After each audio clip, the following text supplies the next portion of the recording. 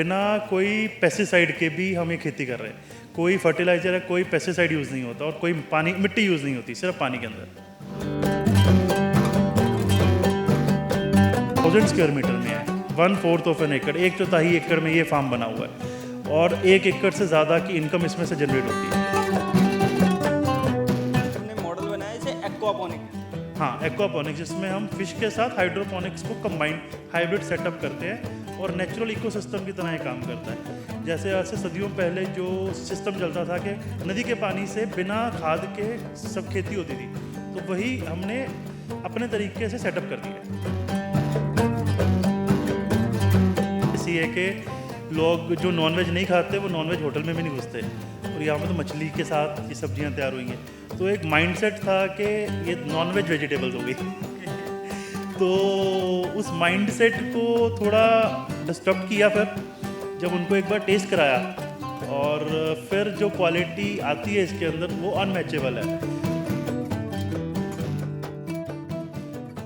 नमस्कार, आप सरल के साथ जुड़ चुके हैं और मैं रत्नाकर हूं। आज हम पंजाब के ज़िला जलंधर में हैं। जलंधर में हमारे साथ रोहित भाई हैं। रोहित भाई ने इंजीनियरिंग की पढ़ाई की है, लेकिन इन्होंने कोई गाड़ी का मॉडल नहीं बनाया, कोई मशीनरी का मॉडल नहीं बनाया, बल्कि खेती का एक लाजवाब इजराइल का जो है वो मॉडल पंजाब में बना दिया। रोहित भाई हैं, बातचीत रोहित भाई से करेंगे। बहुत बहुत स्वागत है भाई। हेलो रत्नाकर भाई, क्या हाल है? बहुत अच्छा। तो भाई साहब, जैसे आपने पढ़ाई की इंजीनियरिंग की, बना दिया आपने खेती का मॉडल। बस पंजाब से हैं तो खेती में तो खून में है खेती तो कर दिया थोड़ा बहुत।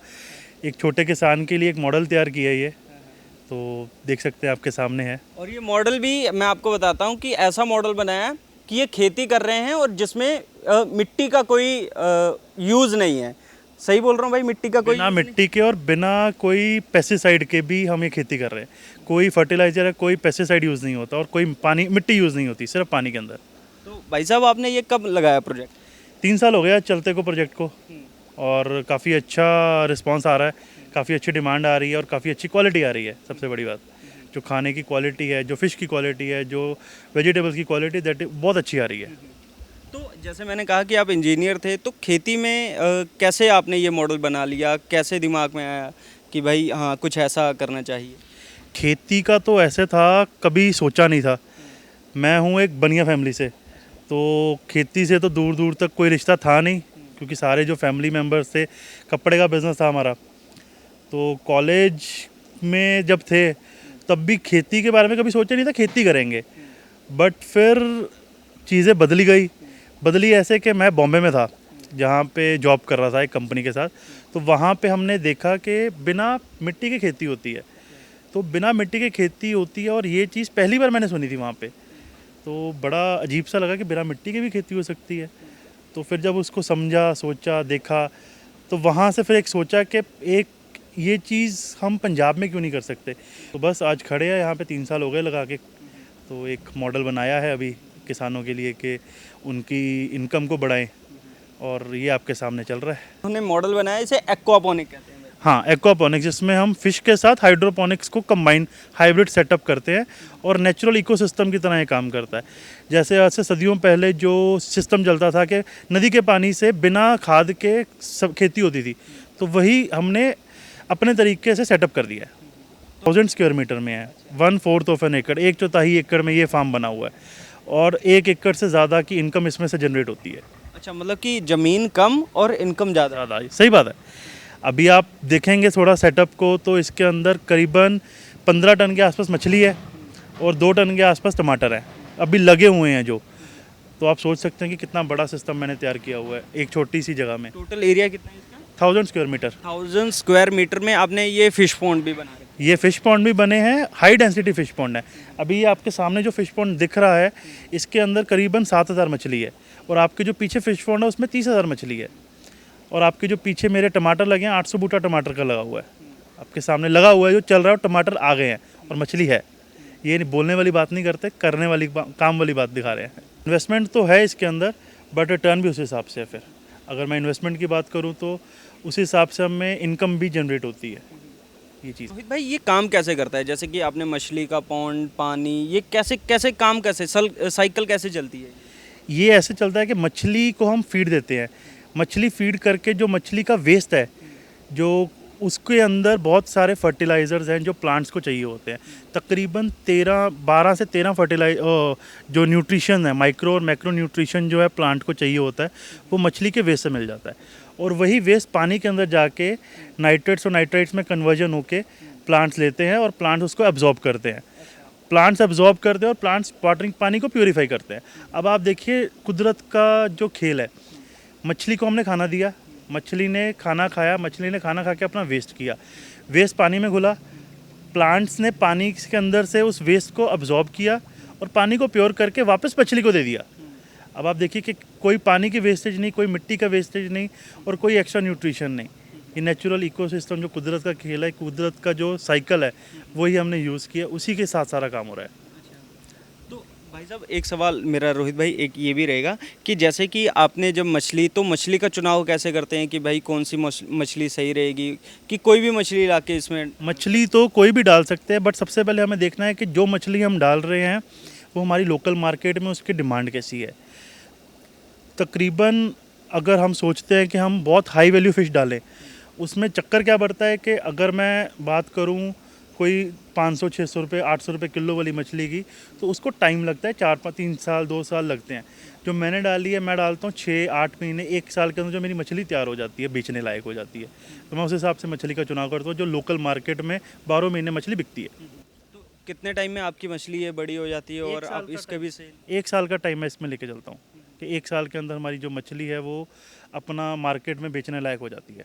और 1 साल के अंदर आप फसल से क्या प्रोडक्शन लेते हैं और कितनी फसल जो है वो लगा देते हैं?